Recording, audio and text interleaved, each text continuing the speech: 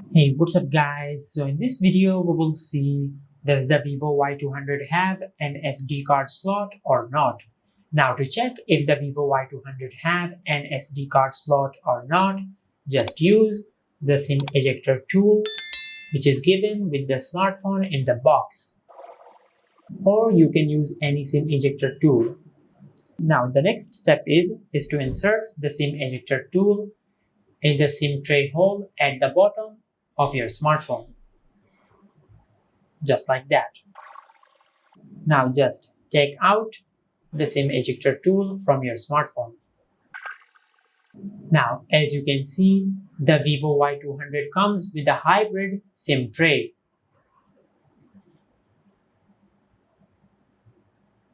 Which means you can use either two SIM cards or one SIM card and another SD card right here.